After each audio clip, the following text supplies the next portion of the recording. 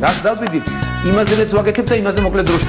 შეიძლება მართლაც ევროპაც გავავოცოთ. Поздравляю весь личный состав. კარგი მანევრია ძალიან. დიაპოვნებაში გადაცემდა. ვაშა გადაცემის სპეციალური გამოშვება მოგესალმებათ თენგის გოგოტიშვილის პოდკასტით. გვიყურეთ, მოგვიწონეთ და გამოგვიწერეთ ყველა პლატფორმაზე. YouTube-ზე, Facebook-ზე, Instagram-სა და TikTok-ზე.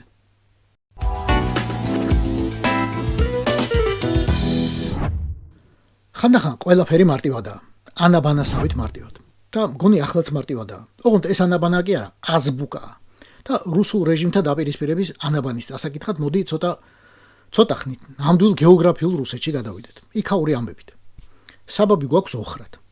სტრასბურგის სასამართლომ დეკემბრის შუა რიცხვებში პოლიტიკურ დევნად შეაფასა ალექსეი ნავალნის დევნა.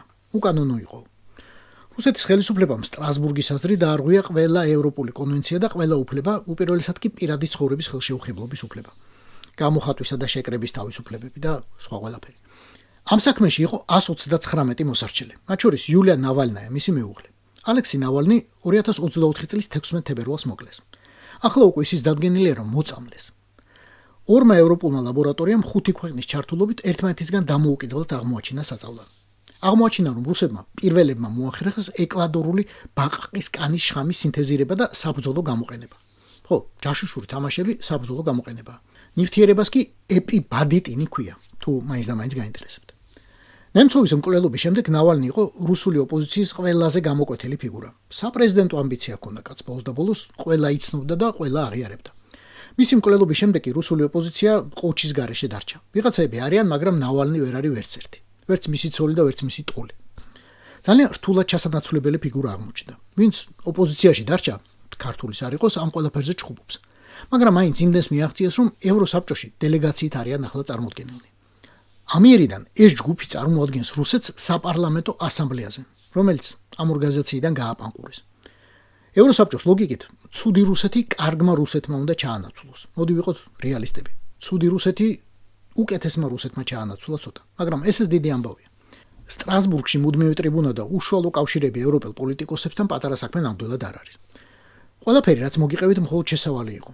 ჩვენს გასაჭირზე სალაპარაკოთ. ჩვენ კი გასაჭირი მგონი არანაკლები გვადგას.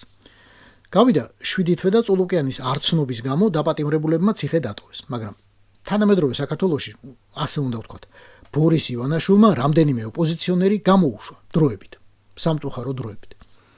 ძალიან მინდა გამტყუნდე, მაგრამ მოვლენათა ლოგიკა ამას მკარნახობს. ნებისმიერი, ვინც გამოვა ბორიას ციხიდან, გამოვა დროებით, ამ პირობით, ძალიან მძიმე პირობით. ახლა ვიღაცებს ჯერ კიდევ აქვს შანსი გადაიფიქრონ, როგორც ნავალნის ჰქონდა ერთი შანსი, როგორც კარამურზას ჰქონდა, რომ ჩაეხსნა ყველაფერს, მათ შორის იმ კრიტიკულ მედიებს, რომელსაც ეხმარებოდნენ. დათმონ სხვა ქონება ან მდგომარეობა და მაშინ იქნებ ხელმეორე დაჭერას გადაურჩნენ. ეს ამბავი ჩვენს თვალწინ ახლა ამ წამს ხდება ორი დიდი კონკრეტული მედიის ტელევიზიის თავს და ბორია რუსი ერთნაბიჯია ამ მორიგი გამარჯვებისგან, ამ ეკრანების ჩაბნელებისგან. რადგან მისი სპონსორები დააშინა და ფულის ხარჯვაზე უარი ათქმევინა. ტელევიზიები კი უფულოდ ვერ მუშაობს. ასევე თუ მოიქცევიან სხვა ოპოზიციური ლიდერებიც, ივანაშვილმა შეიძლება მათი საქმეების თაროზე შემოალაგოს. ბოლომდე არც ერთს არ მოხსნის ყულps კისრიდან, მაგრამ ცოტას მოადუნებს. ოღონდ პირველივე ელემენტარულ ურჩობაზე მოუტრიალებს საქმეს და 7 თვიანი თუ 2 წლიანი მუხლების ნაცვლად 10 და 15 წლიანებს მიუყენებს. ზურა გირჩს მაგალითად 15 წლიანი აქვს საქმე აღწეული.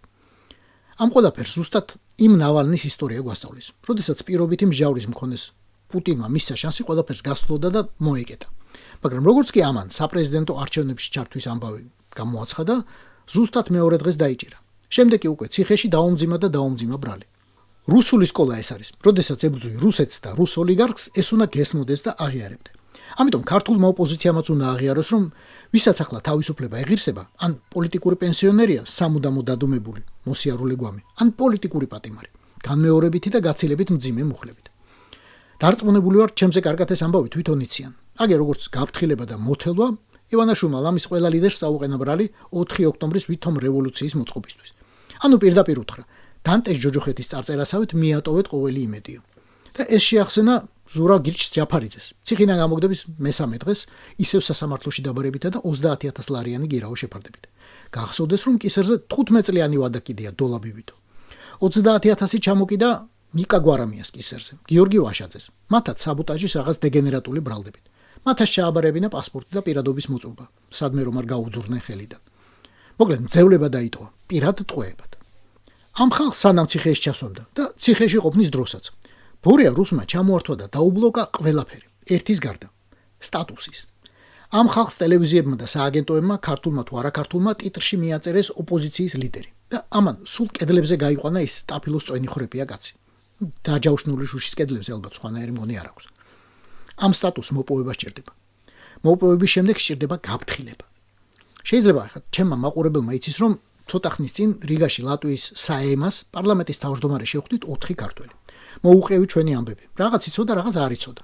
მე კი გკითხა, აი თქვენ მოქალაქეები ხართ. აქტიური მოქალაქეები, მაგრამ თუ გყავთ ვინმე პოლიტიკოსი დასავლეთში, ვისთანაც ჩვენ ევროპელები პერსპექტივაზე საუბარ შევძლებთო. და ყავს ვინმე ასეთი. არ ყავს.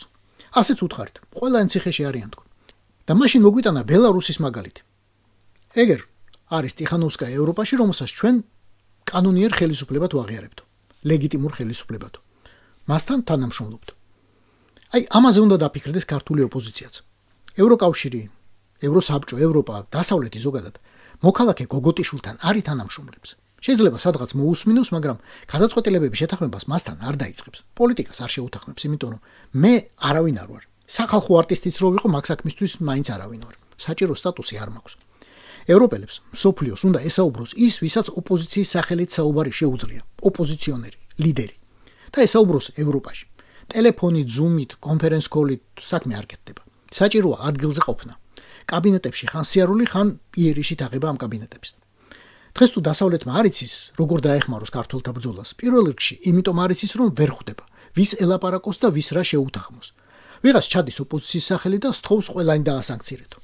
ვიღაც ასევე ოპოზიციის სახელით ჩადის და არ ღირს ივანაშვილის სანქციები, ოჯახს ნუ შეეხებით, რუხაძეს თავი დაანებეთო. ვამბობ ამას და წინასწარ ვიცი, რომ ოპოზიციას ძალიან გაუჭირდება ერთი ელჩის თუ მეკავშირის გამოყოფა, რომ გაგზავნოს ბრიუსელში თუ სადღაც და დააკისროს დასავლურ სტრუქტურებთან ყველანაირი ურთიერთობა. ეგოების ჭიდილის გამო გაუჭირდება, ეგოებისა და კიდე რაღაცების დატოლების გამო. ვიღაც ზედმეტად რადიკალურია, ვიღაც რადიკალიზმი აკლია შეიძლება ვიღაცას, ვიღაც მემარცხენია, ვიღაც მემარჯვენია, ვიღაც მარიხუანას დეკრიმინალიზაციას ითხოვს, ვიღაც სიგარეტის საერთოდ აკრძალვას. მიზეზ ყველას აკლია მარილი. მაგრამ ეგეც ხომ ჩემზე კარგად იცის ოპოზიციამ და ჩემამდეც იცოდა რომ ასეთ ფიგურაზე შეთანხმებისა და გაგზავნის გარეშე არ გამოვა არაფერი. პირველი ნაბიჯი გადადგმულია და ამან დარწმუნებული ვარ ასევე გაიყვანა შუშის კედლებზე ის სტაფილოს წვენი ხვრეპია. ოპოზიციამ შეკრა ერთობა და რაღაცაზე, ჩარჩოზე შეთანხმდა. ეგ უკვე დიდი პროგრესია. არ ვიცი ვის შეარჩევენ უცხოეთში ელჩობისთვის და ვის სახელზე შეთანხმებიან. სალომე ზურაბიშვილის, ვინმე შიუკაშვილის ან სხვის. მაგრამ ვიცი რომ ეს ადამიანი დასავლეთში უნდა დაფუძნდეს და საქართველოში არც კი ჩამოვიდეს. იმიტომ რომ ჩამოსვლა და დაჭერა ერთი იქნება. ქვეყნის ინტერესების ღალატის, უცხო ძალებთან თანამშრომლობის თუ რაღაც სხვა მუხლით, ახლა რომ გააცოცხლეს რუდენკოსა და ეჟოვის დროინდელი სისხლის სამართლის კოდექსიდან. დაიჭერენ. საქართველოს ამ ელჩს დასჭირდება არამხოლოდ ფირმანი ოპოზიციისგან, არამედ თანაშემწეები, ადამიანთა ჯგუფი, რომელიც მასთან ერთად იმუშავებს, მისთვის იმუშავებს. თუ გვინდა რომ ის ვინმე სერიოზულად აღიქვას როგორც საქართველოს დევნილი ხელისუფლება, დევნილი მთავრობა, ელჩი, დესპანი, ქართულთა ხალხის წარმომადგენელი. ეს ოპოზიციის არ იყოს, ჩემზე კარგად ბორია რუსმაც იცის. ამიტომ წაართვა სასამართლოს ძალით პასპორტები ყველას. თუ ვინმეს ახლა გონია რომ ვამეტებ, ესე იგი თქვენ გქონიათ მაინც იმედი რომ საქართველოში სხვანაირად მოხდება. არადა აქამდე ყველაფერი ხდება და ამიტომ კიდევ მოხდება ზუსტად ისე როგორც რუსეთში, ბელარუსში, ყობახიძის საყვარელ თურქმენეთში, მისივე სათაყვანებელ ირანში. ბორია რუსი დემოკრატობას აღარ თამაშობს და უკვე იმ სტადიამდეა მისული, როცა ნებისმიერ ლმობიერებას მისივე მომხრეები ჩაუთვლიან უპატიებელ სისუსტედ. ამიტომ ძმებოდა დებო, ოპოზიციის ლიდერებო, საყვარლებო, სანამ თქვენ ციხიდან გამოსასვლელად ემზადებოდით და ემზადებით. ბორია რუსი მაგ ციხეში თქვენ შესაბრუნებლად ემზადება.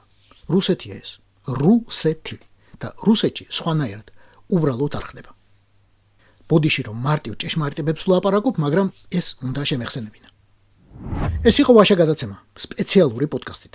გვიყურეთ, მოგვიწონეთ და გამოგვიწერეთ YouTube-ზე, Facebook-ზე, Instagram-სა და TikTok-ზე. რაც დავიდით, იმაზეც ვაკეთებ და იმაზე მოკლედ დროში. შეიძლება მართლაც ევროპაც გავავოცოთ. Поздравляю весь личный состав. კარგი მანევრია ძალიან. Я помню ваши გადაცემა და